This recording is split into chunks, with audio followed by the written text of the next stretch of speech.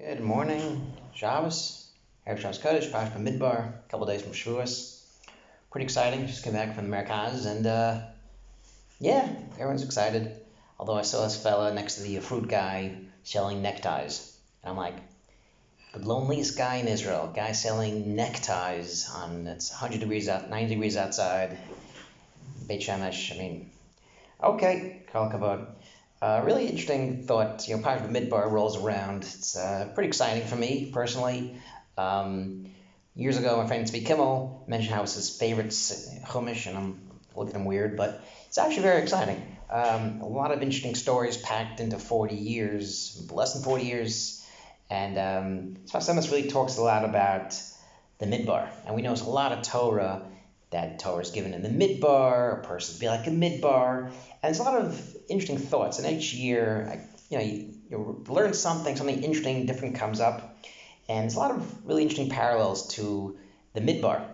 Maybe because I live in Eretz Yisrael, it's always hot. Maybe we think it's like a midbar, but a lot of things. And one of the things about the midbar is when you are in the desert, you really have no choice. You have no options.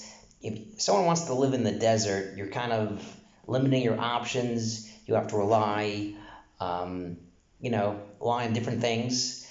And this is an interesting marshal the Medrash brings down with the king goes to one town, not interested. Second town, a third town, goes to the next town. It's an empty town, and the people welcome him with open arms. And this is the place I'm going to build my palace, even though it's an empty place, or because it's empty, he decides to stay in that place. And the point is, when you have options, when you're a Baal Bechira, the Sfas Emes says, someone who has options and choices, it's difficult that he should think of himself as lacking. If you don't have anything in your fridge, you go to the Americas, you go to the store, you buy something, or you don't want one shirt, you buy a second shirt. You don't have something, you don't like to wear black, you wear green. Someone who has options is never lacking. And it's very difficult for someone, Sfas Emes says, someone who has options could never think of himself as chaser. And this is the mashal. The mashal is a king comes to town. The guy's like, listen, we don't need a king. We have the police. We have water. We have protection. We don't need a king. The town who has nothing, they need something.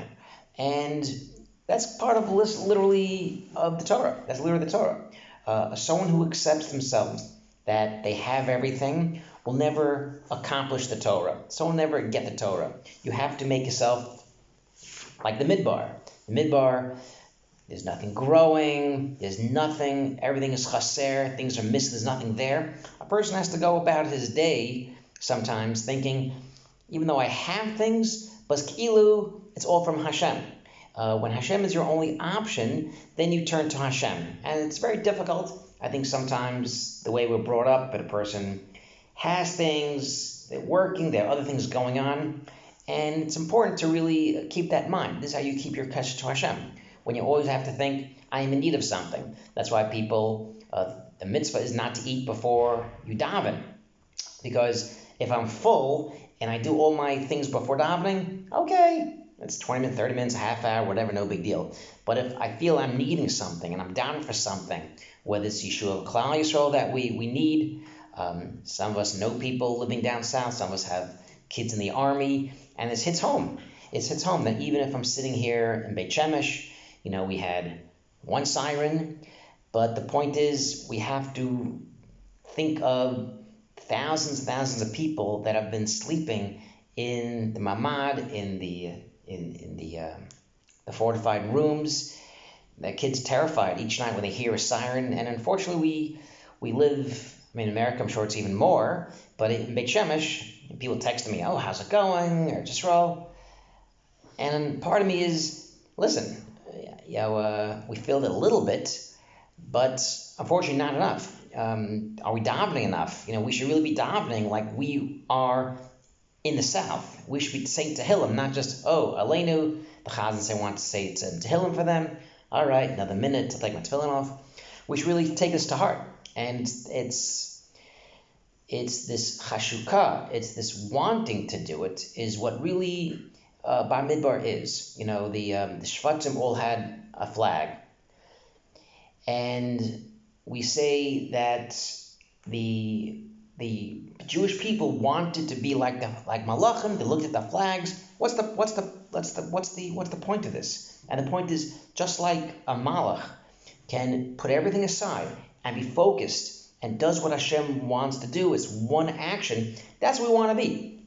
That's what we want to be. We want to be able to, at some parts of the day at least, put our selfish things aside, put our gashmis aside, and focus on what's right and focus on what Hashem wants and the needs of others. Are we doubting for people? Are we sending tzedakah? There's some people in the community that are sending challahs down south. Someone's arranging money for barbecue for the soldiers that are camped down there. Are we doing something? Do we want to do this? And that's, I think, part of the midbar. Again, when you have options, you're not lacking. But we should really make ourselves that our only option is Kadosh Baruch Hu. Hashem chose us. We chose Hashem. Shabbat Shalom.